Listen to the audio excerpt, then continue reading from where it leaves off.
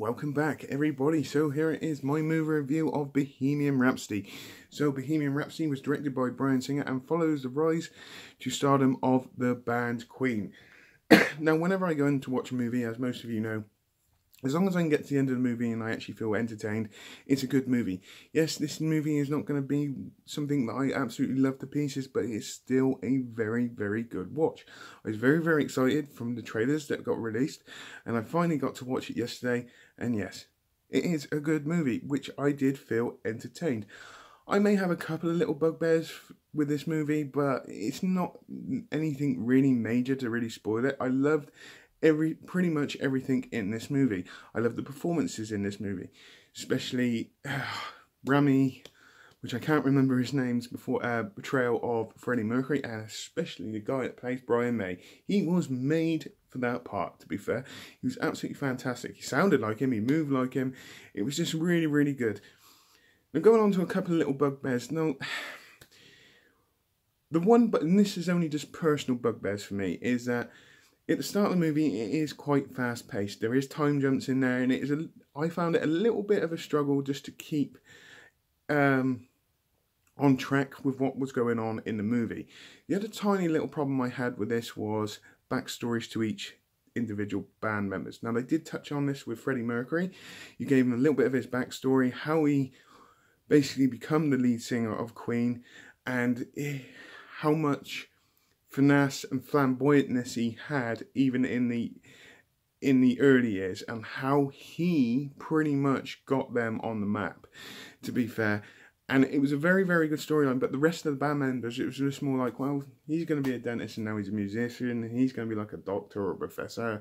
It was just would have been really, really good just to see a little bit more of a backstory to some of the other characters. I get that this movie is mainly focused around the character of Freddie Mercury, but just to see some of the other band members' backstory, which actually would have been actually really, really good.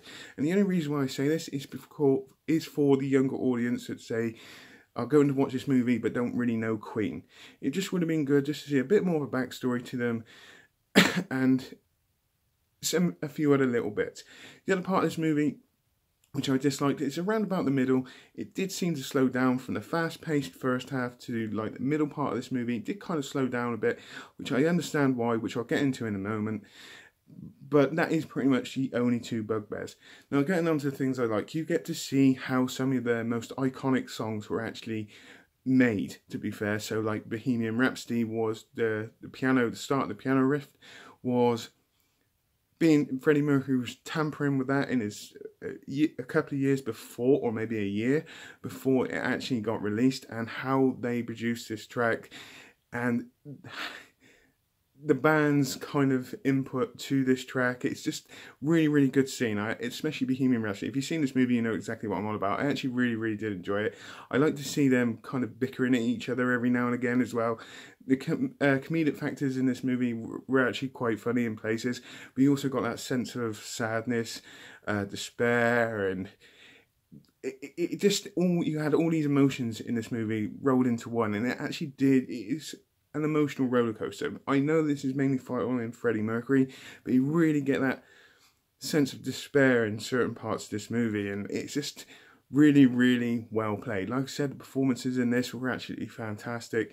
Rami's performance of Freddie Mercury was really, really good, especially in the middle part or the second part of this movie, where his rise to stardom is kind of overtaken him. There's a lot of drinking, there's a lot of addiction, there's obviously questions about his sexuality and how he's dealing with that. There's a press conference in this movie which is actually really, really good, and then you get to see him come to terms with the fact that he has AIDS and what he's going to do after this. And it's really, really good. He realizes that yes, he hasn't got long to go, so let's go out with a bang. And this whole movie builds up to this last end 20 minutes at the concert of Live Aid, and it's just an absolutely fantastic end to this movie.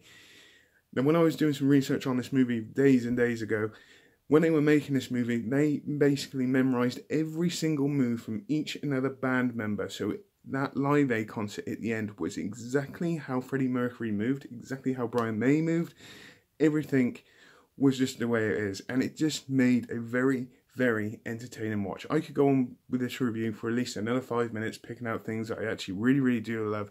But the main point is that you really get a sense of emotion through this movie. It is an entertaining watch. There are comedic moments. There are moments where you feel his pain, and then you think, like, actually, he's a bit of a dick there, and then it's just really good. It is an entertaining watch, so if you haven't watched it, please go and watch it. Tell me what you think. Put it in the comments down below. If you have watched it, please tell me what you think. Put it in the comments down below.